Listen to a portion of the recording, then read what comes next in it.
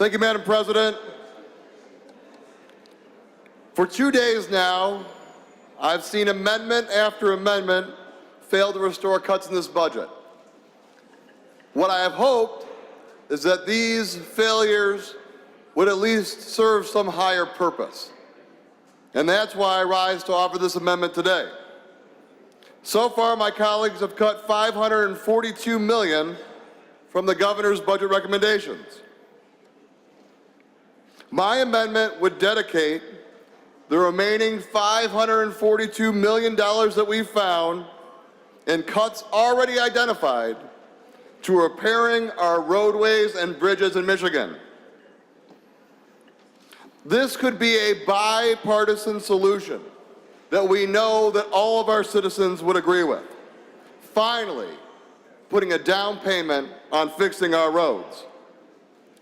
People in this state are tired of paying more and getting less from their government. This legislature has raised their taxes and has given them little in return.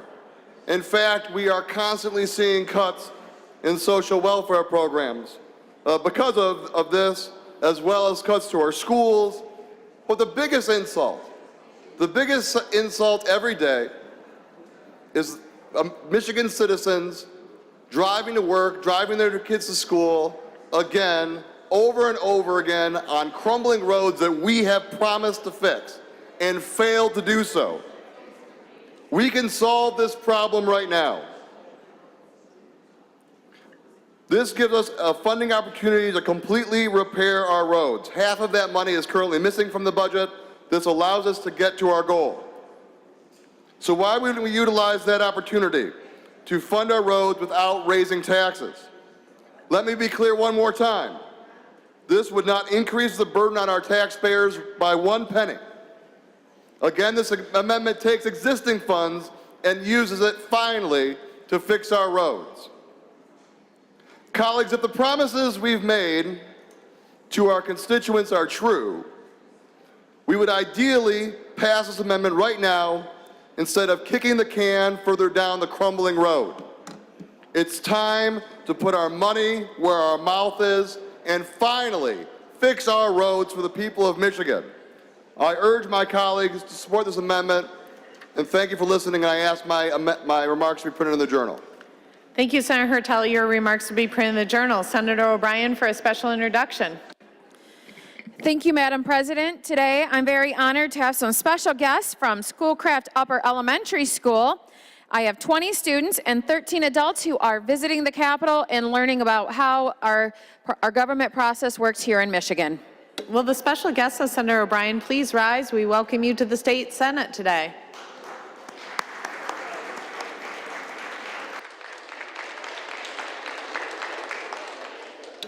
Senator Hansen to the Hurtel Amendment number 2. Thank you, Madam President. I rise in opposition to this amendment. Well, I guess I support the passion and the ideas of trying to get more money into our roads. I think that this is a larger in discussion of what we do with the dollars that are in our budget.